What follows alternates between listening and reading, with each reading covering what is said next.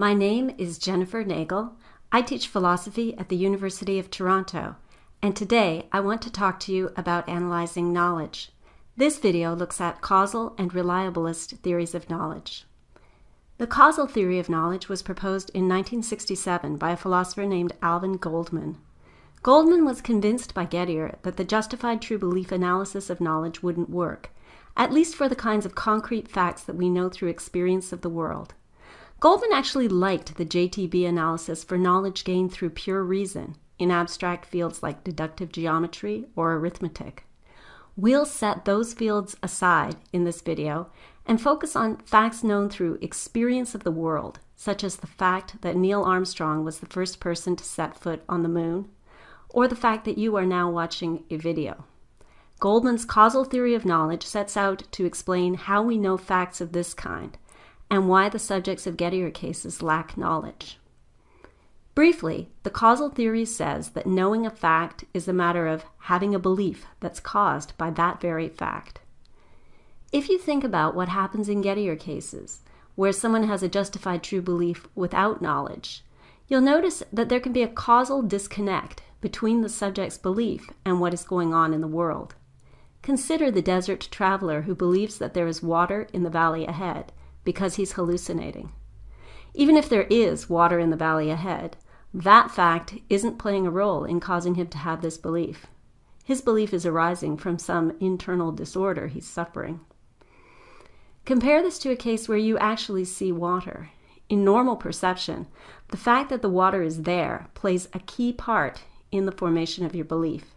The water causes light rays to reflect into your eyes, causing you to have visual experiences that cause you to form the belief that there is water in front of you.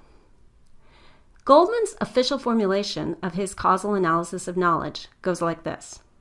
S knows that P, if and only if the fact P is causally connected in an appropriate way with S's believing P. Appropriate causal connections include sensory perception, testimony, and inference. For example, you might know that Neil Armstrong walked on the moon, even if you didn't personally perceive him doing it, as long as there is the right causal chain between that fact and the formation of your belief. If his walking on the moon caused certain televised broadcasts to happen, and those broadcasts cause others to know that Armstrong was walking on the moon, and they wrote books which you read, causing you to believe that Armstrong walked on the moon, then your belief has an appropriate causal connection to the fact, and it counts as knowledge. Goldman's causal theory is interestingly different from the classical analysis of knowledge as justified true belief. Goldman keeps the belief and truth conditions, but as he adds his causal condition, he drops the justification condition. In Goldman's understanding of knowledge, you don't need justification in order to count as knowing. Goldman observes that for many random facts we count ourselves as knowing, we can't remember how we came to know them. Right now, you might not know who originally told you that Neil Armstrong walked on the moon, or where you read or learned that he did. If someone challenged you to state your evidence, you might not be able to say very much, but you still count as knowing the fact, Goldman says, as long as your belief was caused in the right way, with a causal chain going back to the fact itself. Some philosophers have raised concerns about the idea of having knowledge without justification. We'll explore those concerns in the upcoming video on internalism and externalism. Other philosophers have worried about exactly what counts as an appropriate causal connection, and they've crafted some puzzling cases where facts cause true beliefs through pretty strange routes, cases where it's not clear what the causal theory should say. But one of the main difficulties with Goldman's causal theory of knowledge is a problem discovered by Goldman himself, a problem that led him to drop the original causal theory in favor of a more subtle theory known as reliabilism. Here's the story Goldman tells to illustrate the problem. Henry is out for a drive in the country with his young son, talking to him about the things they can see along the way. Look at the cow! See those horses? Hey, look over there! It's a barn! And indeed, Henry is looking at a barn when he makes that last remark. We'd ordinarily say that Henry knows that what he sees is a barn. But there's a twist in the story.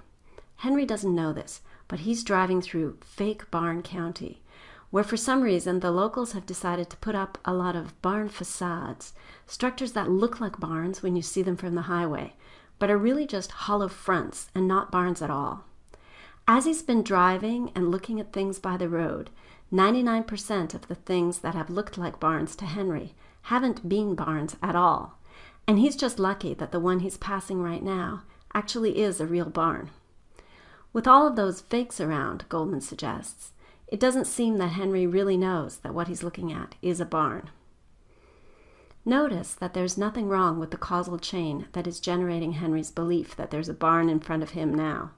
There is a real barn causing Henry to believe what he does in the normal perceptual way. According to Goldman, the problem here is that Henry is forming his belief in a way that is unreliable given his current environment. Even if you can ordinarily tell that something is a barn by glancing at it from a distance, in fake barn county, this way of judging is likely to generate a false belief.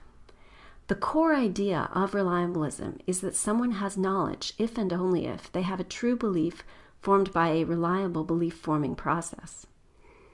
There are many different ways of fleshing out that core idea, but it's broadly agreed among reliabilists that a belief-forming process doesn't need to be perfect in order to generate knowledge. You can gain knowledge through your visual system, even if that system could be fooled by a purely hypothetical mad scientist. As long as that system is likely to deliver the truth in your actual environment, you can gain knowledge through it. There are several well-known objections to reliabilism. One of them is the generality problem.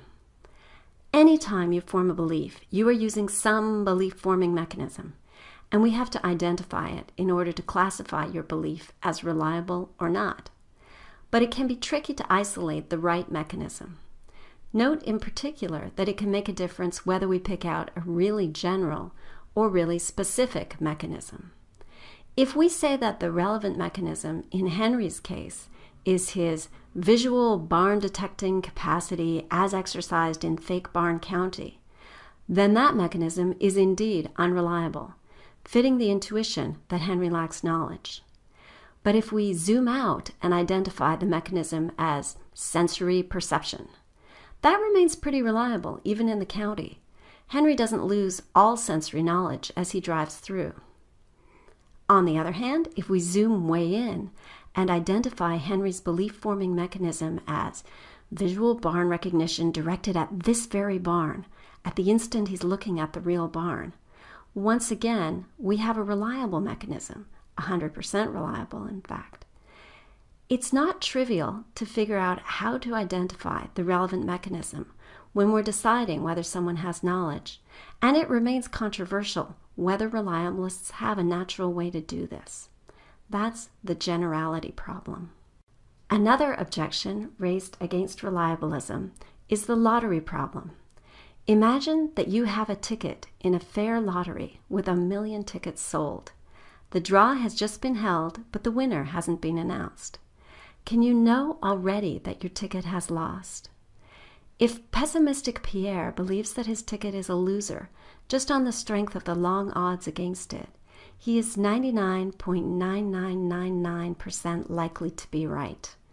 That's pretty high reliability, but it may seem to you that even if Pierre has lost, he can't know that he's lost until he hears the winning number announced. This could be a problem for at least some forms of reliabilism. Lastly, the intuitions motivating reliabilism are somewhat controversial. Alvin Goldman had the sense that Henry didn't know he was looking at a barn, but not everyone feels that way about the story. If you feel that Henry does actually have knowledge here, you're not alone.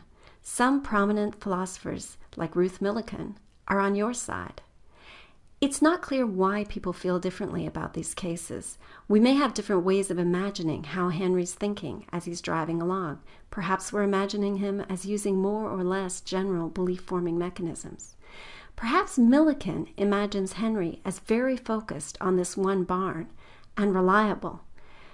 where Goldman sees him as engaged in an ongoing inquiry about all the roadside attractions in this county and unreliable about barns.